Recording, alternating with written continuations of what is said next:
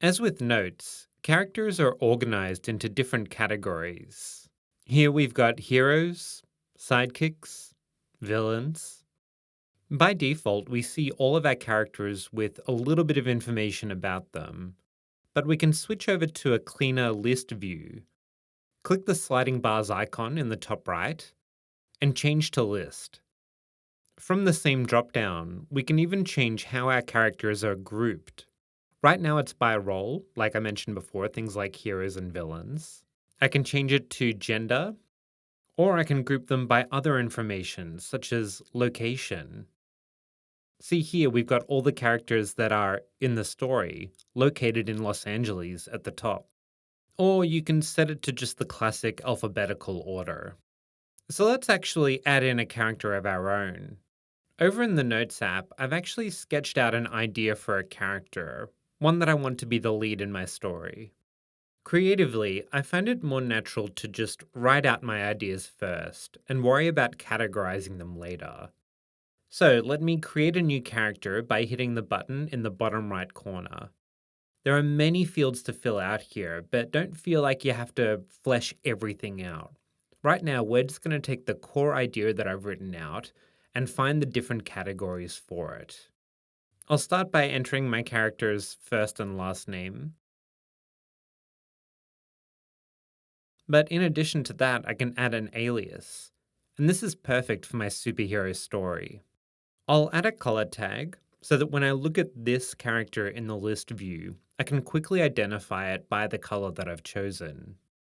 As we scroll down, there are many more types of details we can add. Things like age or gender, which I'll select in this case. I remember writing in my note that Lee is one of England's preeminent water polo athletes. There are two ways I can put this information in. One is by selecting his citizenship, which in this case is the United Kingdom. And just below, we can select a location. Here, it's populated sample locations for our story, but I can create a new one. We'll be covering locations in more depth a little bit later, so for now, I'll just put in England, indicating which part of the United Kingdom he's in, and I'll hit save at the top. Scroll down just a little bit further, and we can assign Lee's role in this story. As you can see, the list is populated with many different types of characters. By getting specific here, you can really differentiate your characters from each other. So when it comes to writing, you have a clear sense of who they are and what they're doing. In this case, I'll select protagonist. You can enter the physical details of your character if you have something specific in mind. And beneath this, we can flesh out their relationships, such as if they're married. Our character is married with children. You can also assign their partner from other characters, or designate the number of children that they have. Then we start getting into some more open-ended details about our character. The first section here, health and fitness, where you can list impairments, medications, or sports and activities. And this is exactly the area I need to list his skills in water polo. Beneath, there are a handful of keywords we can use to describe our character. These are so helpful because it forces us to really think about the character that we're developing. Then we have space to write out our character's motivation.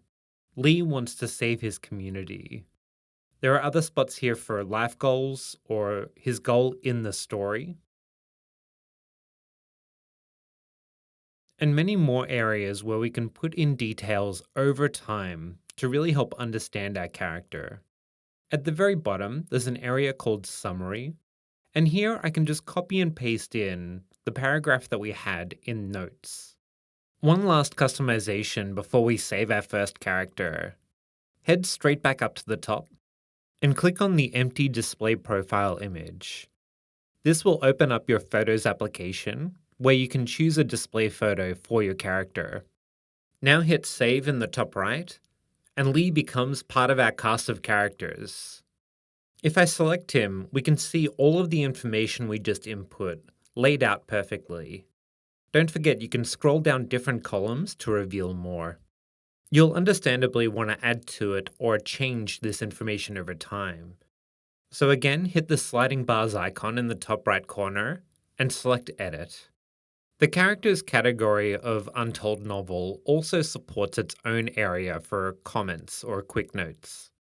Click on the squiggly icon at the top right. And as we examined before, we can add new notes at the bottom. And as a further reminder, you can pin them, mark them as urgent, or mark them as complete, as well as selecting a category or a color label for this note.